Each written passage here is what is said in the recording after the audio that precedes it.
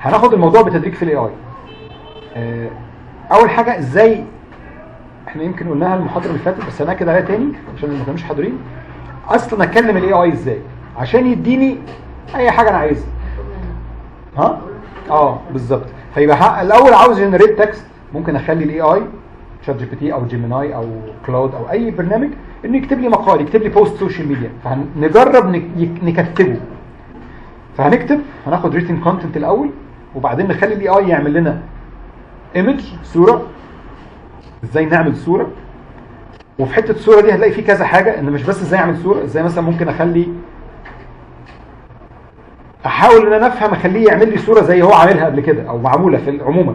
انا ممكن اخد كمان منه الوصف بتاع صوره ما واخلي نفسي فيها. تاني حاجه اسمها ان احنا بنستخلص البرومبت نفسه. ثالث حاجه ازاي ممكن نحرك صوره، وبعدين نعمل فيديو باستخدام امور نصيه برضو. واخيرا عندنا بقى في ادوات كده لطيفه للفويس اوفر، ماشي، هنختم بيها اللي هو ازاي اعمل اصلا محتوى صوتي. اديله نص اخليه يقراه زي ما الراجل اللي كان بيقول اهلا بكم يا شباب ده اي اي. ماشي. اول واشهر حد طبعا واقدمهم وكبيرهم الذي علمهم السحر مين؟ شات جي بي تي. فينه؟ ده شات جي بي تي، نسخته المجانيه العادي خالص. بس طبعا النسخه المدفوعه بتاعته بتعمل حاجات كويسه. المجانيه عبيطه وقد تصل لمرحله يعني الاستعباط العمدي، يعني عشان ندفع يعني. اسمع علينا، انا عشان اخلي اي اي في الدنيا يبقى مفيد ليا لازم، المره اللي فاتت قلنا كده على تركايه كده، اقول له انا عايز منه ايه. ما انا ممكن اكون بكلمه ان هو مثلا انا عايزك تبقى مدرس، درست، او ممكن اخليه يشرح لي درس. انا ممكن ابقى عايز ان هو يبقى استشاري تسويق ويديني حاجه في التسويق، ممكن عايزه يبقى محاسب ويعمل لي حسابات. فاول خطوه لازم اقول له تصرف كانك، يعني لازم اطلب منه تصرف كانك.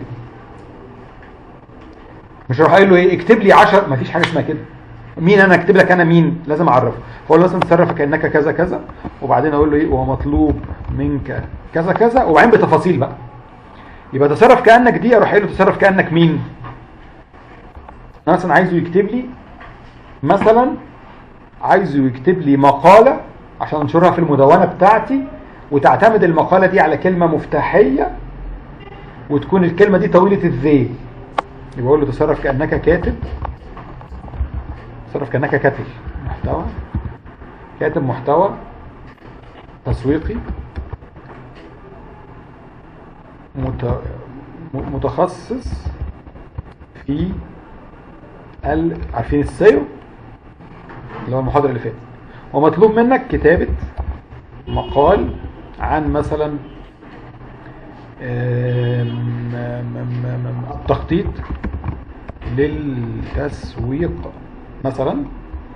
مش لازم يسيب مسافات يعني زي ما انا بعمل كده، بس انا بحط كل واحده في سطر ان دي الحاجه الاولانيه لازم اعرفه دوره، الحاجه الثانيه لازم اقول له ايه المطلوب منك، وبالتفاصيل بقى اكتب امر بقى ليه مقال من مثلا 600 كلمه